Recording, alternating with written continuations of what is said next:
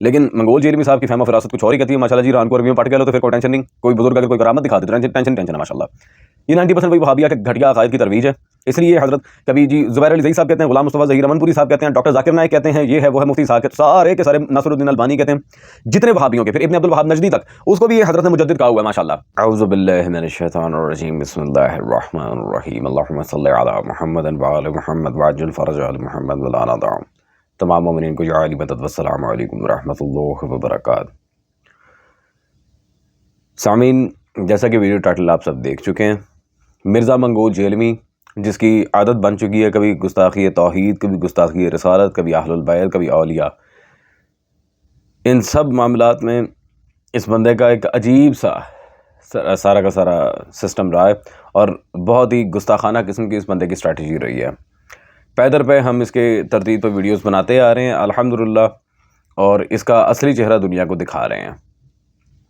یہ بدبخت ویسے تو بڑا دعویٰ کرتا ہے میں ہوں علمی کتابی، میں ہوں علمی کتابی، اور اس کے عقائد 100% وہی ہیں جو قرآن و حدیث کی سری مخالفت میں جاتے ہیں۔ اب اس نے جو شاہ شمس تبریز رضوان اللہ تعالیٰ علیہ کے لحاظ سے باتیں کی ہیں، پہلے تو آپ ان حضرت کی ویڈیو دیکھیں، اور اس کے بعد انشاءاللہ تبارک و تعالیٰ ہم آپ کے سامنے جو یہ منطقی دلائل پیش کرتا ہے ان کا منطقی طور پر ہی جواب دیں گے، اور کچھ کتابی معاملات کو بھی سامنے رکھا جائے گا۔ بسم اللہ۔ شاہ شمس تبریز نے کہا بھی تو بھی شمس تھا میں بھی شمس، ٹھیک ہے جی، وہ بوٹی بھون لی سی انہوں نے۔ اچھا، وہ جب بوٹی بھون رہے تھے تو جو ملتان کے جو باقی لوگ تھے وہ نہیں بھونے گئے، صرف بوٹی بھونی گئی ہے، انجینئرنگ ہے، چھچڑا بھی بھونیا گیا، شاہ صاحب خود بھی کچھ، چلو شاہ صاحب نے کہا کہ بزرگ نے بچ گئے تھے، باقی سارے بزرگ سن۔ اور سر بات یہ کہ یہ شاہ شمس نے بھی کارنامہ ملتان ہی کرنا سی، اس کردو نہیں سی کرنا، ملتان میں تو ویسے ہی نہیں، جغرافی پوائنٹ آف ویو سے گرمی ہے، اس کا اس کے ساتھ کوئی تعلق ہی نہیں ہے۔ تو یہ سب کی سب کہانیاں میرے بھائی کوئی کچھ نہیں کر سکتا۔ میں نے بتایا ہمارے بزرگوں کو تو سورج کے سائز کا نہیں پتا تھا۔ شاہ شمس تبریز تو ابھی گزرے ہیں تقریباً 600-700 سال پہلے، پتہ نہیں انہوں نے کہا یا نہیں کہا، یعنی ان سے بہت پہلے امام غزالی گزرے ہیں۔ امام غزالی وہ ہیں جو تصوف میں ایک پڑھا لکھا صوفی مانا جاتا ہے، باقی تو ساروں کو جاہل ہی مانا جاتا ہے نا۔ یعنی صوفیہ خود بھی کہہ رہے ہوتے ہیں انہوں نے تو کوئی علم نہیں ہے، کوئی علمی صوفی دی گل کرو۔ علمی صوفی میں پہلا نمبر اگر پوری دنیا میں آتا ہے، آپ جن بابوں کو لے کے بیٹھے ہیں ان کو انڈیا پاکستان کے لوگ جانتے ہیں، انٹرنیشنل بابے جو ہیں نا ان میں جو پہلا نمبر ہے جس بابے کا، وہ امام محمد غزالی ہیں۔ کہانیاں، ہاں نبیوں کا معاملہ الگ ہے، نبیوں کو اللہ نے منوانا ہوتا ہے، بابوں کو اللہ نے منوانا نہیں ہوتا۔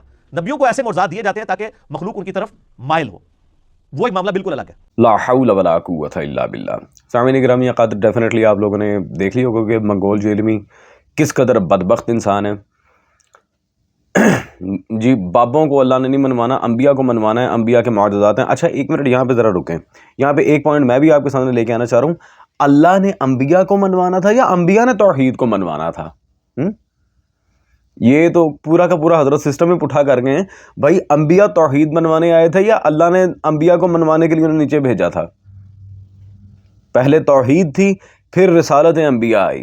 نبی صلی اللہ علیہ وسلم کی بات اور ہے، ان کا ٹوٹلی سسٹم اور ہے، کیونکہ وہ من حیث الکلام بذات خود ذات الہی صفات ہیں، ان کے معاملات بالکل الگ ہیں۔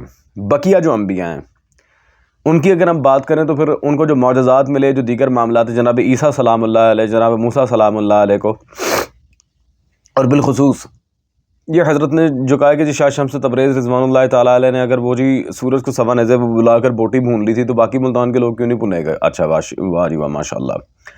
تو اس پر ہم ایک سوال کرتے ہیں آپ سے کہ جب کوہ طور پہ تجلی الہی وارد ہوئی تھی، وہ کفار بھوننے گئے تھے، باقی جو گرد و نواح میں لوگ تھے وہ کیوں نہیں بھونے گئے؟ کیا کوہ طور پہ جناب موسیٰ اور صرف کفار ہی تھے اس وقت؟ پہلا تو اس کا جواب دو۔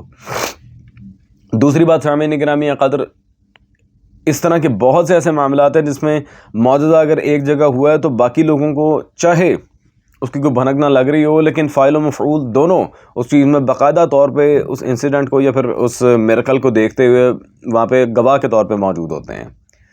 اور درجنوں معجزات ہیں، جیسے سرکار ہاشم بحرانی رضوان اللہ تعالیٰ علیہ نے، شیخ عبد الوہاب بن حسین نے، درجنوں ہمارے محدثین رضوان اللہ تعالیٰ علیہ مجمعین نے عیون المعجزات، نوادر المعجزات، مدینۃ المعاجز، کئی کتابیں لکھی ہیں باقاعدہ اس کے جواز پہ۔ لیکن کیا کیجئے جناب کہ منگول جیلمی صاحب کو ابھی کرامت اور معجزے کے درمیان بنیادی فرق کا ہی نہیں پتا۔ جس بندے کو کرامت اور معجزے کے درمیان فرق کا نہیں پتا، اس نے گھنٹہ جر کرنی ہے معجزات اور کرامات کے اوپر۔ اور کیا جر کریں گے حضرت؟ پہلے تو ہم ذرا عبارات دکھاتے ہیں آپ کو کہ یہ شیعہ سنی دونوں علماء نے شاہ شمس تبریز کا اتفاقی طور پر یہ واقعہ درج کیا، جیسے قاری گلزار احمد مدنی کی یہ سیرت شمس تبریز رضوان اللہ تعالیٰ علیہ، یہ ہمارے پاس موجود ہے، اس میں صفحہ نمبر 88 پہ کہ وہ سارا واقعہ موجود ہے. سورج آگ برساتا ہوا آپ کے نزدیک آیا، گوشت کی بوٹی بھون گئی اور آپ گوشت کھایا، پانی پی کر اللہ عز و جل کا شکر ادا کیا. جی یہ تو ہو گیا برادران اہل سنت کے لیے حوالہ.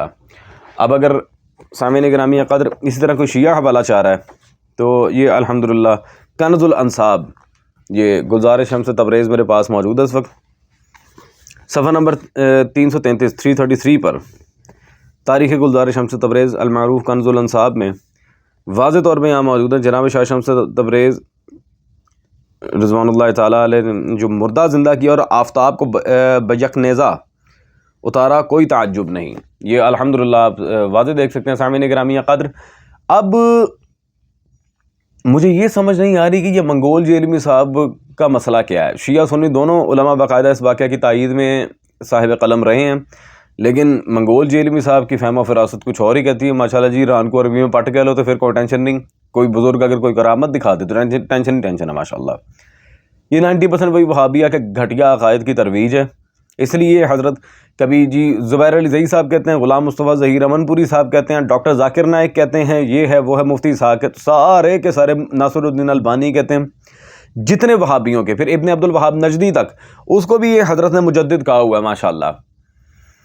ابن عبد الوہاب نجدی جس نے کئی نہ صرف شیعہ بلکہ غیر شیعہ مسلمان بھی قتل کیے ہیں، اور بڑی صفاقی کے ساتھ اس نے یہ عرب مملکت کے اوپر اپنا سکہ اور اپنے خاندان کا سکہ جمایا تھا، اور اس کا عیاش خاندان آج بھی وہاں قابض ہے. تو سامعین گرامی قدر ایسے عیاش عیار مکار قاتل مسلمین کو یہ حضرت مجدد کہتے ہیں. واہ، ابن عبد الوہاب نجدی وہابی مذہب کا بانی مجدد ہو سکتا ہے، شاہ شمس تبریز ایک ولی خدا نہیں ہو سکتے. واہ جی واہ، سبحان اللہ.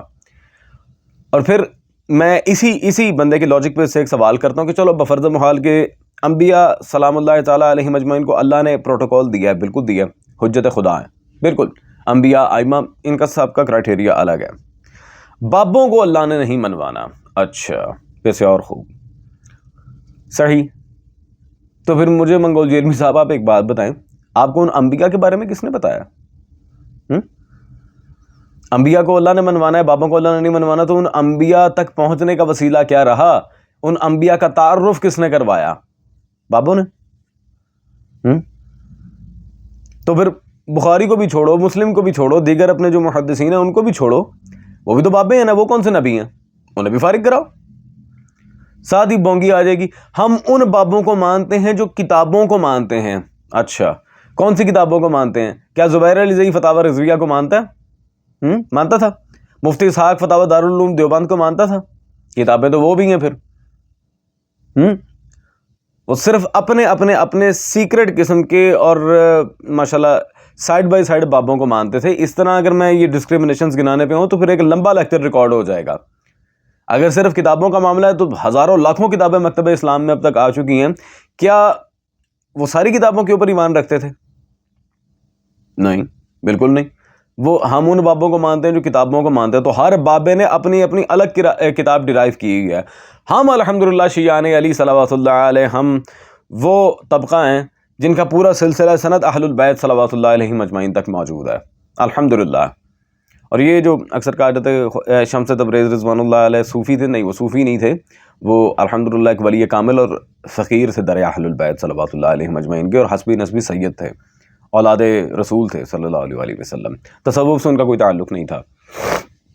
وہ اس پہ ہماری الگ سی ویڈیو بھی آ چکی ہے کافی سال پہلے. یہ شمس الدین تبریز اور شاہ شمس تبریز یہ الگ الگ تھے. ایک وہ مولوی رومی کا استاذ تھا، یہ دوسرے تھے. اس میں ہم نے تفصیلاً بات بھی کی ہوئی ہے. لیکن بات یہاں پر اینڈ نہیں ہوتی سامعین گرامی قدر. اب منگول جیلمی نے کہا کہ انبیاء علیہ السلام کو الگ سے پروٹوکول ملا ہے. ویسے اور خوب، ذرا وہ پروٹوکول دیکھیں منگول جیلمی صاحب کیا دے رہے ہیں. بھائی جب توحید بیان ہوگی تو گستاخی تو آٹومیٹکلی ہو جائے گی، کیونکہ توحید کا مطلب یہ ہے کہ اللہ کے سوا کوئی پیغمبر، کوئی فرشتہ، کوئی بزرگ، کوئی بابا، شاہی کوئی نہیں. واہ سبحان اللہ. یہ ہے وہ پروٹوکول جو منگول جیلمی صاحب نے انبیاء علیہ السلام کو دیا. نعوذ باللہ من ذالک. کوئی نبی، کوئی ولی، کوئی بزرگ، کوئی بابا، شے ہی کوئی نہیں. استغفر اللہ ربی وتوب الیہ. بندہ پوچھے تو کیا شے ہے؟ منہ چک کے ہر ایک کے سامنے بکواس کر دیتا، کوئی شے نہیں، تو کیا شے ہے؟ یہ لے جی، یہ ہے انبیاء کا پروٹوکول ان کی نظر میں. کوئی نبی، شے ہی کوئی نہیں. استغفر اللہ ربی وتوب الیہ. توحید کے مقابلے پہ. او بھائی انبیاء توحید کے احیاء کے لیے آئے تھے، نہ کہ توحید کے مد مقابل خود کھڑے ہونے. یہ کیا جہالت ہے؟ یہ کہیں کی مٹی کہیں کا روڑا، عجیب یہ بکواس کرتا ہے. او بھائی انبیاء آئے ہیں توحید کے نظام کو دنیا پر ثابت کرنے کے لیے، نہ کہ توحید کے مد مقابل اپنی رسالت کا دعویٰ کرنے کے لیے. تو تقابل کس چیز کا کروا رہے ہو ان دونوں کے درمیان؟ یہ سامعین ان حضرت کی سوچ کا حال دیکھ لیں. خیر، تو پہلی بات تو یہ کہ ایک ذرا فوٹو دیکھیں. نواب وحید الزمان صاحب جو ان کے نزدیک بڑے حسینی عالم ہیں، یہ اسی کی کتاب نظر الابرار میرے پاس موجود ہے.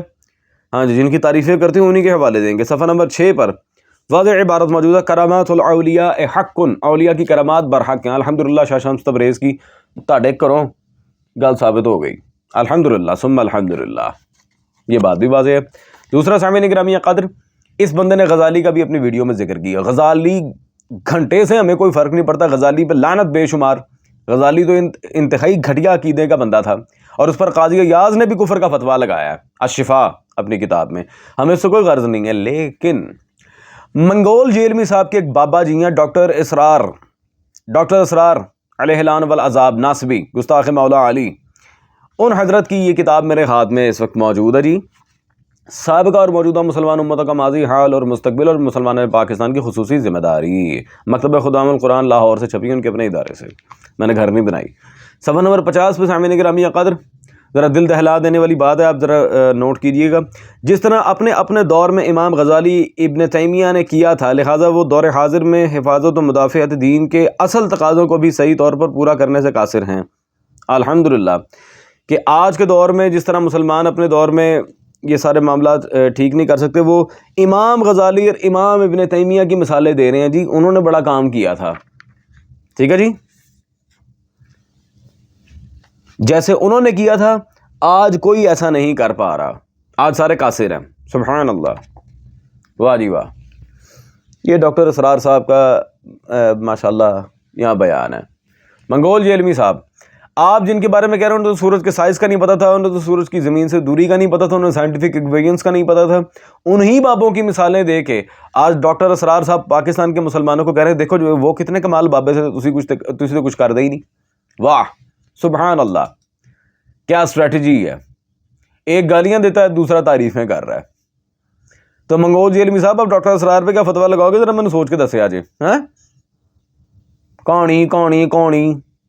اور جب بھی اس کے خلاف کوئی ویڈیو آئے، کوئی بھی بیان آئے، تو سب سے پہلے حضرت فرماتے ہیں یہ آؤٹ آف کونٹیکسٹ کاٹ لیا گیا. کانٹیکسٹ کو کونٹیکسٹ. اور بھائی انگلش نہیں بولنی آتی، کیوں مت مارتا ہے انگلش کی؟ ہاں خیر، آپ کا تو یہ حال ہے، ران کو عربی میں پٹ کہہ لو تو پھر آپ کو کوئی فرق نہیں پڑتا. تو بہرحال سامعین گرامی قدر، جو بات آپ کے سامنے کلیئر کٹ آنی تھی وہ الحمدللہ ہم رکھ چکے. جن پہ یہ حضرت چیپیں کر رہے ہیں، ان کے بابا جی نے ان کی تعریفیں دے کے آج کے مسلمانوں کو ماشاءاللہ قاصر قرار دیا ہوا ہے، اور جن کی تصویریں لگاتے ہیں انہیں حسینی کہتے ہیں، وہ ماشاءاللہ اولیاء کی کرامات کو برحق کہتے ہیں. حوالے اور بھی بہت سارے تھے، لیکن پہلے ان کا تو جواب ہے. مرتا مر جائے گا، کبھی جواب نہیں دے سکتا. خیر سامعین گرامی قدر، انشاءاللہ تبارک و تعالی جو تھوڑی سی بھی عقل سلیم رکھتے ہیں انہیں بات پتہ چل گئی ہوگی کہ حضرت نے جو مونگی ماری تھی اس کا الحمدللہ تحقیق و فن تحقیق کے ساتھ کوئی تعلق نہیں تھا. امام زمانہ عجل اللہ کی امان میں رہیں.